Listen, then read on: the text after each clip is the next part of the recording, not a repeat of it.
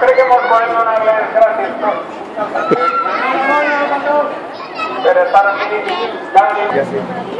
Una gran xiulada a la nostra consellera que no